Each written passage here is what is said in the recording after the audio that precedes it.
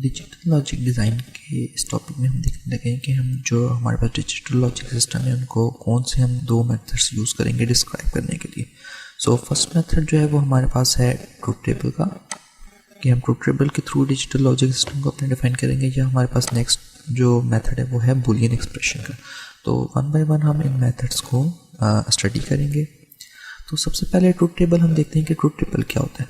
Truth table is a table of combination of the binary variables showing the relationship between the different values of the input variables take and the result of the operation out।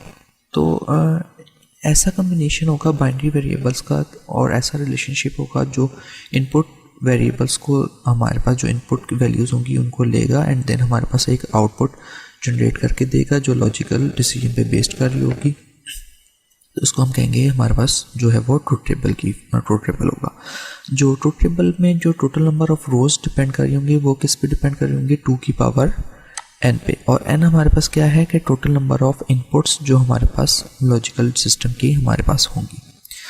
और जो binary combinations हमारे पास जो obtain होंगे from the binary number वो होंगे 0 से 2 की power n-1। सो अगर हम एक एग्जांपल कंसिडर करें एंड गेट की, कि एंड गेट हमारे पास क्या है कि 2 इनपुट एंड गेट है, तो हमारे पास n जो है वो हमारे पास आ जाएगा 2 और टोटल नंबर फोर्स बन जाएंगी 2 की पावर 2 हमारे पास 4। और जो हमारे पास बाइनरी कम्बिनेशंस होंगे 0 से 2 की पावर 2-1, तो वो आ जाएगा हमारे पास 3। तो पहला कम्बिनेशन आ जाएगा हमारे पास 0 0, नेक्स्ट कम्बिनेशन आ जाएगा हमारे पास 0 1, देन 1 0 और 1 1। और अगर हम ट्रुथ टेबल एंड गेट का देखें तो वो क्या होता है कि हमें पता है कि 1 1 पे हमारे पास आउटपुट हाई होती है, बाकी सब पे हमारे पास आउटपुट जो है वो लो होती है। इसके बाद नेक्स्ट हमारे पास आ जाता है बूलियन एक्सप्रेशन। हमारे पास एक ये एक्सप्रेशन लिखी हुई है, f of x y g is equal to x plus y bar g plus x bar. So f हमारे पास क्या हो जाएगा, is the name of the function. जो हमारे पास फंक्शन है वो आ जाएगा हमारे पास f। और एक्स वाई जी जो है वो हमारे पास आ जाएंगे 3 इनपुट वेरिएबल्स जो रिप्रेजेंट करेंगे या तो 1 को या 0 को। और लिटरल्स हमारे पास क्या होता है कि जो टोटल नंबर ऑफ अकरेंसेस होती है वेरिएबल की या उसके कॉम्प्लीमेंट की, तो वो हमारे पास उसको हम कहेंगे लिटरल्स। तो हमारे पास जो हमारे पास ये अबव फंक्शन है उसमें कितने नंबर ऑफ लिटरल्स हैं हमारे पास, सबसे पहले x है, देन ये y बार है, z है एंड देन x बार है। क्योंकि हमारे पास x को हम अलग कंसिडर करेंगे, ये जो हमारे पास x है इसको हम अलग कंसिडर करेंगे और जो x कॉम्प्लीमेंट है इसको हम अलग कंसिडर करेंगे। तो हमारे पास 4 नंबर ऑफ टोटल लिटरल्स इस बूलियन एक्सप्रेशन में आ जाएंगे। अब नेक्स्ट हम अभी देखते हैं कि हमारे पास अगर ट्रुथ टेबल गिवन हो तो वहाँ से हम बूलियन एक्सप्रेशन को कैसे जनरेट करेंगे। सो नेक्स्ट टॉपिक जो हमारा था वो है कि Boolean expression from truth table. अगर हमारे पास एक ट्रुथ टेबल गिवन हो, जो अभी हमारे पास ये गिवन है ट्रुथ टेबल, इसके थ्रू अब हम जो है वो बूलियन एक्सप्रेशन जो है वो कैसे जनरेट कर सकते हैं। तो इसका हम क्या करेंगे, each one in the output of a truth table specifies one term in the corresponding Boolean expression. तो जो जहाँ भी हमारे पास आउटपुट जो है वो हाई हो रही होगी, आउटपुट जहाँ भी हमारे पास 1 हो रही होगी, क्योंकि बाइनरी के केस में हाई जो है वो 1 को कहते हैं, जहाँ भी हमारे पास आउटपुट 1 हो रही होगी तो वो एक बूलियन एक्सप्रेशन की टर्म को रिप्रेजेंट कर होगा। तो हमारे पास ये तीन बिट्स के लिए हमारे पास ABC हमारे पास 3 इनपुट्स हैं, उनके लिए ट्रुथ टेबल बना हुआ है। तो हमें पता है कि 2 की पावर 3 हमारे पास 8 जो है वो टोटल कम्बिनेशंस बनेंगे। और हमारे पास ये जो f जो है ये है हमारे पास आउटपुट कब हाई हो रही है, एक हमारे पास इस केस में हाई हो रही है और एक इस केस में हमारे पास आउटपुट जो है वो हाई हो रही है। तो हमारे पास ये 2 ऐसे केस हैं जहाँ पे आउटपुट की वैल्यू 1 है।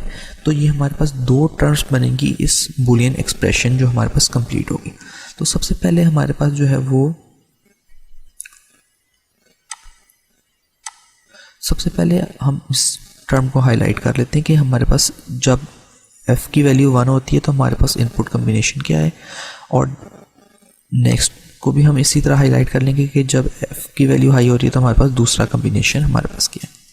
तो पहला कम्बिनेशन अगर हम देखें तो हमारे पास a की वैल्यू 0 है या फॉल्स है, b की वैल्यू हमारे पास 1 है जिसको हम ट्रू भी कह सकते हैं, और c की वैल्यू हमारे पास 0 है, वो भी फॉल्स है।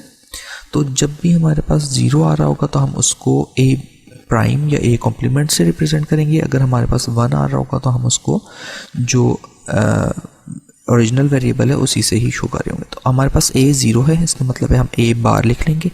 b हमारे पास 1 है तो हम b लिख लेंगे। c 0 है तो हम उसके ऊपर c प्राइम या c बार लिख लेंगे। तो हमारे पास फर्स्ट टर्म जो बन जाएगी वो बन जाएगी a prime b and c prime, और तीनों जो है वो आपस में मल्टीप्लाई हो रही होंगी। नेक्स्ट एक्सप्रेशन में हमारे पास क्या है, a भी 1 है, b भी 1 है, c भी 1 है। तो हम क्या करेंगे, हमारे पास जो एक्सप्रेशन बन जाएगी वो बन जाएगी a b एंड c, क्योंकि यहाँ पे हमारे पास कोई भी इनपुट की वैल्यू 0 नहीं थी, तो इसलिए हमने किसी को भी कॉम्प्लीमेंट में नहीं लिखा। तो हमारे पास जो ओवरऑल एक्सप्रेशन बन जाएगी वो बन जाएगी कि हमारे पास जिस तरह यहाँ पे दो टर्म्स बनी है, तो first term plus second term, और अगर हमारे पास मल्टीपल टर्म्स हो तो वो सारी टर्म्स हमारे पास ऐड हो जाएंगी। तो ये हमारे पास फर्स्ट टर्म आ गई और इसको हमने प्लस कर लिया है सेकेंड टर्म के साथ। तो ये जब दोनों एक्सप्रेशन हमारे पास प्लस हो जाएंगी तो ये ओवरऑल हमारे पास एक बुलियन एक्सप्रेशन बन जाएगी जो हमारे पास इस ट्रूथ टेबल की होगी। तो अगर हमारे पास कोई और भी ट्रूथ टेबल हो तो हमने सबसे पहले क्या करना है कि हमने सबसे पहले चेक करना है कि वो ट्रूथ टेबल या में जो आउटपुट की वैल्यू है वो कहाँ पे हमारे पास हाई हो रही है। तो जहाँ जहाँ पे आउटपुट की वैल्यू हमारे पास हाई या 1 हो रही होगी तो हम उन पॉइंट्स उन इनपुट के कम्बिनेशंस को नोट कर लेंगे, एंड देन उन इनपुट्स के कम्बिनेशन को हम 1 बाय 1 लिख लेंगे। और देन जब हम कंप्लीट बुलियन एक्सप्रेशन हम अपनी बनाएंगे तो हम क्या करेंगे कि जितने भी हमारे पास टर्म्स बनी हुई होंगी उन सारी टर्म्स को हम आपस में ऐड कर लेंगे, तो हमारे पास एक कंप्लीट ओवरऑल बुलियन एक्सप्रेशन बन जाएगी। ये जो हमने करंट एग्जांपल देखी है इसमें हमारे पास दो जगह पे इनपुट आउटपुट हाई हो रही थी, तो हमारे पास दो टर्म्स बनी और दोनों को हमने एडिशन कर लिया, तो हमारे पास एक कंप्लीट बुलियन एक्सप्रेशन जनरेट होकर आ गई। तो we could build any digital circuit from the basic logic gates. तो हमारे पास जो बेसिक लॉजिक गेट्स हैं उनकी मदद से हम कोई भी एक डिजिटल सर्किट को जो है वो बना सकते हैं। लास्ट में हम ऑलरेडी देख चुके हैं जो हमारे पास बेसिक लॉजिक गेट्स हैं वो कौन कौन से होते हैं, एंड है, और है, एंड नॉट है। In digital logic, we are not using normal mathematics, we are using Boolean algebra। जो डिजिटल लॉजिक है हम इसमें जो है वो नॉर्मल मैथमेटिक्स यूज़ नहीं कर रहे। जो हमारे सारे डिसीजन ये सारी चीज़ें बेस कर रही हैं वो है Boolean algebra पे बेस कर रही है। तो नेक्स्ट जो टॉपिक इंशाल्लाह देखेंगे वो है Boolean algebra। अगर आपका कोई भी क्वेश्चन या कोई भी सजेशन हो इन टॉपिक से रिलेटेड तो आप मुझे कमेंट सेक्शन में ड्रॉप कर सकते हैं। Thank you.